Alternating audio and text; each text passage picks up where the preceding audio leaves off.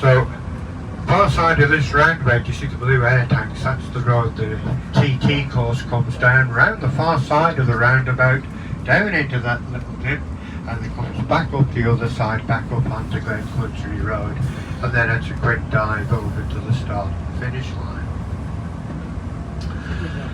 The TT course is 37 3/4 miles in length.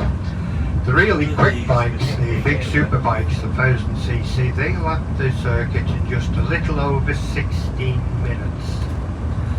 And it takes us 1.5 hours to do the same lap by coach. Gives us some sort of perspective. These bikes, when absolutely flat out, are capable of speeds of over 230 miles per hour. Building you see off on the left, that's the island's police headquarters. And we're now coming up to the TT grandstand and the start-finish line. The big races, they run over 6 laps of the course, a racing distance of some 226 miles. And that's covered in less than 2 hours. So over the start line and we're away. So the first thing you do, hard acceleration, get the speed up to about 170 miles per hour. You'll see the hedge on the right hand side with the bushes, that's where you're going to plant your bike now, that's what you're aiming for. Once you're alongside that, get it over on its left, and just missing the traffic light on the left as you start to plummet down Bray Hill. Church you see ahead of is Anglican, that's St Ninian's Anglican Church. That church is featured a couple of times now on the television programme Songs of Praise. And as we come across the crossroads on the left hand side is the St Ninian's High School. Now when I was a lad going to that school, it was a rather boring place. It was boys only. These days it's much more civilised, being mixed. When we wanted to eye up the talent, we had to traipse halfway across Douglas to the girls' school. And now, as we start to drop down Bray Hill, ahead of us, TT week will be a footbridge here, just stepping over the course, allowing pedestrian access to the inside of the circuit. And the bikes from this traffic light, which will have airbag protection all strapped around it, they're safe from getting damaged. And they're aiming for that tree. And then they're going to run down the right hand side of the road. You see the curbs are all painted black and white. That gives you a clue as to where the bikes will be, making the curbs stand out for the riders. By now the speeds are up to 185 miles per hour as they plummet down Bray Hill. No braking, no shutting off, it's keeping the throttle wide open. Bring the bike across the road against the curb here on the left underneath this lamppost. See that lines you up nicely with the curb on the right, so you can straight line it through here and then the climb up onto Quarter Ridge Road. And then ahead of us you'll see the sign there for Ago's Leap. Giacomo Agostini, famous for riding the MV Augusta back in the 1960s and into the 1970s. And at this point the bike pops a big wheelie. Now these modern machines really do, but Ago with the MV, that was the fastest bike in its day. So a big wheelie is to come up over this and get the front end down. Another little frill is to come over the bottom of Selborne. The bike's still absolutely flat out. This white gable you see ahead of us here on the left, that's the braking point for the Quarter Bridge.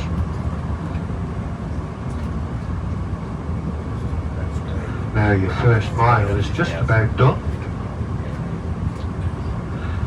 So on the brakes, down through the gears, up from behind your fairing, getting that machine slowed down to about 30-35 miles per hour by the time we get to the Quarter Bridge. Journey time from the start line to here is 19 seconds.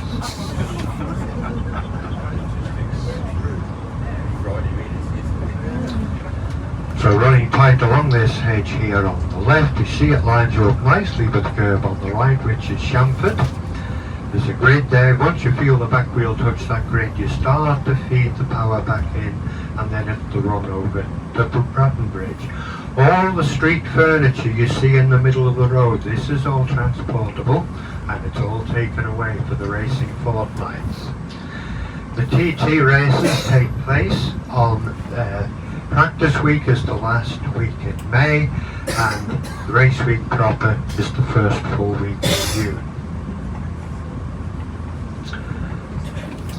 Penalties: if you put a foot on either on the course or even on the pavement, it's a £5,000 fine and up to 6 weeks in jail.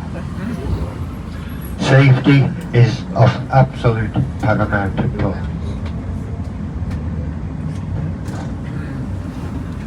Douglas Rugby Club, alongside us to the right. That's one of the TT campsites. All the sports fields around the island are full of campers during the racing fortnights. Alongside us, the TT access road. This gets you access for motor vehicles to the inside of the track when the roads are closed for racing, and it's the former track bed of the steam railway from the days when the trains also ran across the island to St John's, which was a junction station.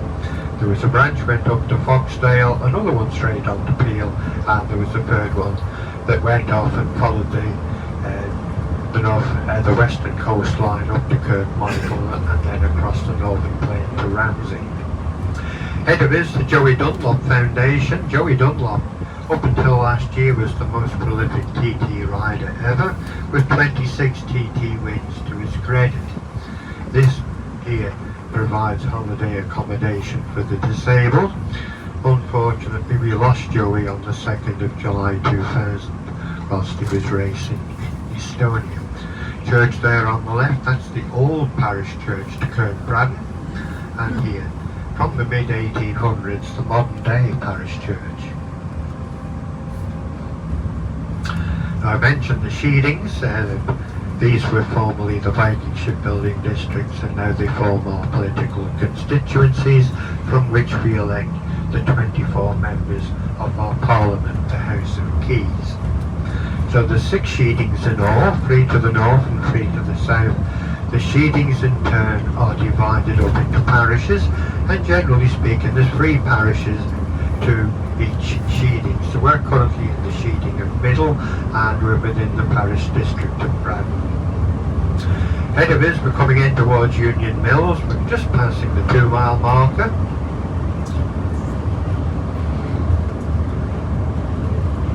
This left hand, but the bikes don't even bother with us. It's flat out, off that curb, out to the right, straight line it into the right and then into the left, and then the drop down into Union Mills.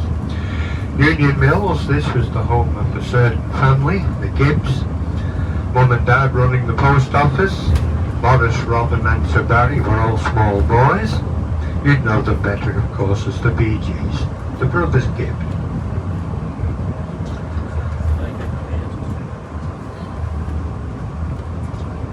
So as we come through, the first is a right hand, then a triple left, as we then start to climb up over the Bala Vigil. Bala Hutchin, Vigil is the next one. And then as we come round, you'll see the Spar shop on the right, blue plaque on the wall that tells you that that was the home of the Bee Gees. Feeling for the little bump in the road, there it is. Now we get the power on and the climb up over the Bala Hutchin. Bikes come through Union Mills about 110 miles per hour. Now they're building the speed up to get back up to 180, 190 miles per hour by the time they reach the top of the hill.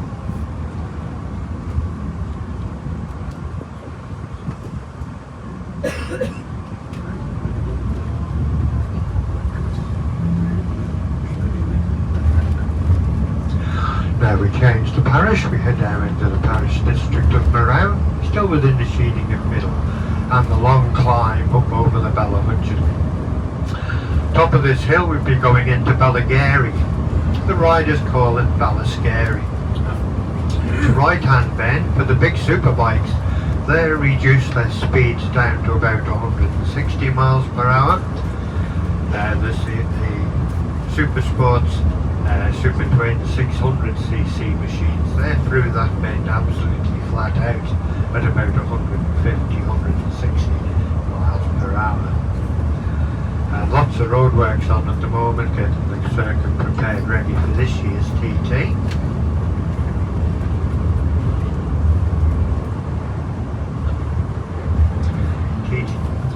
TT stands for Tourist Trophy. On the left now alongside us is the Glen Lock campsite. Ahead of us, look at the traffic lights. As we come towards them, they will disappear. Now for the riders, their head isn't even the same height as the floor of this coach, so those lights completely disappear for them. So it's pure knowledge and confidence of where they are on the track. Because once those lights pop back into view, that's when you tip it into the right-hander. Now you may have seen some of Guy Martin's television programmes with Guy's boat and the various Guy's Spitfire and whatever else he's done. Well, 2010, Guy Martin had a big off here on the Wilson Collins sponsored machine, and he ended up going down the road with the bike in flames. Guy got away with injury because these days the leathers have airbags sewn within them, and if they're plugged into the bike and it's a two-part company, these airbags instantly inflate and they protect the arms, the back, the neck and the shoulders. So ahead of his Ballacraine, that traffic light now coming into view.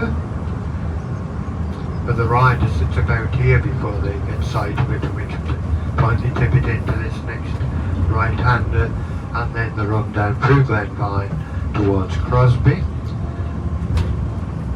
Building the speed again back up to 180, 195 miles per hour by the time they get to the bottom of the hill. We're coming up on the 4-mile marker.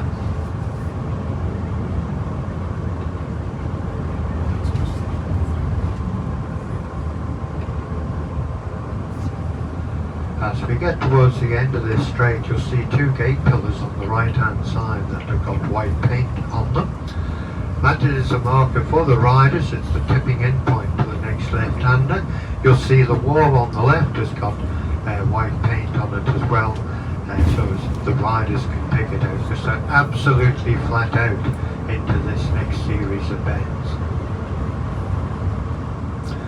We're coming up now on the Moran Parish Church, St. Ruinus alongside us now on the left.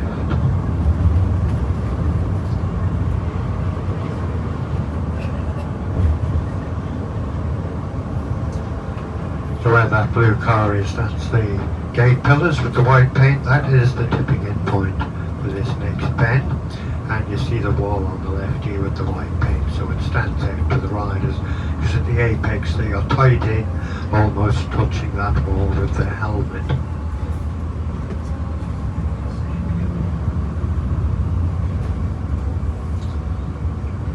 Off that wall, straight line it up to the right, and then the climb up over the Bella Vigil.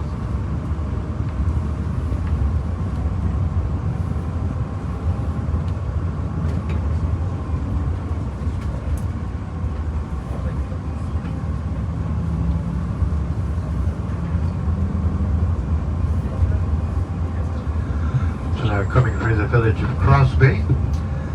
Then Crosby, that dates back to the days of the Vikings. Nothing to do with religion, as you might suspect. Crosby, the BY at the end of the place name is El Viking, and in this instance it's the place of the crossroad. This BY, this has the same meaning as the Bala in the Manx Gaelic. It's the farm, the place of. And this equally applies throughout the UK. When you find the BY at the end of the place name, whether it be Formby, Whitby, Grimsby or whatever, generally denotes that there's been a Viking influence. Top of the hill for the bikes, this is a massive big jump. And the bikes come up on the right hand carriage, where it's less of a jump on the right hand side compared to the left. Now they drop down the Highlander and they're going to build the speeds up to about 220 miles per hour. as they come down this hill. We're headed now towards Greeba Castle. Greeba Castle itself is the home of the author and poet Ballacraine. Now he wrote the novels The Deemster and The Manxman. They were taken by Alfred Hitchcock and they were made into his last two black and white silent movies. And these books sold over 6 million copies worldwide. Ballacraine, he was much more important to us Manx folks as both a school teacher and as a member of the House of Keys. As a member of the House of Keys, he was instrumental in getting both working men and women the vote for the political elections. And the women getting the vote here on the island some 50 years before their counterparts in the UK. So the bike's now dropping the speeds down through the gears, down into 4th gear, and drop the speed down to about 100, 110 as into this S-bend. So the Greeba Castle above us there on the left, that was the home of Ballacraine. Through this left into the right, and the run on now towards Aberdeen.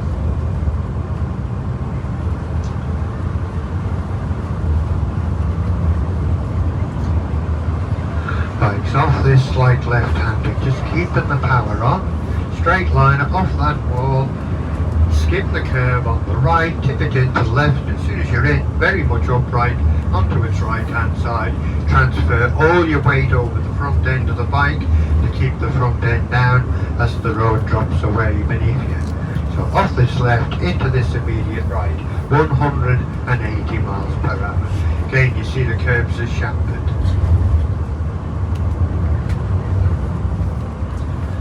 Through this next right-hander, straight line it through the next three and into the left-hander at Greeba Bridge. Greeba Bridge, you're going to take that corner at about 150 miles per hour. So straight across to the curb on the right, tip it into the left, and again you'll see the curbs on the right hand are chamfered, and the idea being is if you do run wide off the corners, instead of hitting the square edge, you've got the chance to ride the pavement and make a mental note not to do the same thing again on the next lap. So now we come in towards the Hawthorn and the Bend of Harold's, leading into Gorsley. So the Hawthorn alongside us now. Ahead of us you see the white gable. There's a door in the middle of that with a telegraph pole in front of it. Watch the telegraph pole and the door. Once the door goes clear to the left, you tip it in. There it is, tip it in. The next one is Gorsley. You're looking out for a white bale ahead of us. This is a double apex right-hander. We're on the 7 mile marker. As soon as that white bale appears, there it is. Tip it in, hold the bike down, quick tug on the handlebars, second apex, another little tug, pulls it round.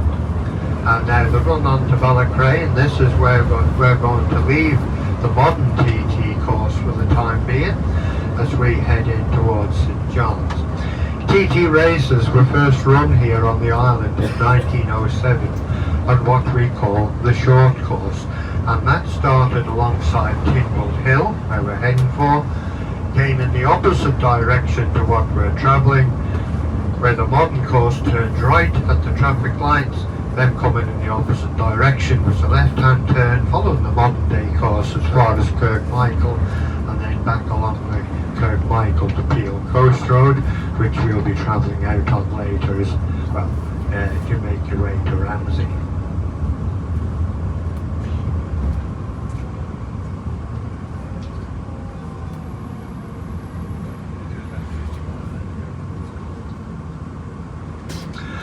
So that building across the road ahead of us on the right hand side, that was the former Ballacraine pub. That's where George Formby in his 1937 film No Limit allegedly overshot the corner, went in through the front door of the pub, grabbed himself a pint off the bar as he went through, exited out the back door, onto the back garden, under the washing line where he collected a pair of ladies' bloomers over his helmet before he returned back onto the course. Superb commentary, Dave. That was really, really enjoyable for me. Loved it. And the rest of the bus did too.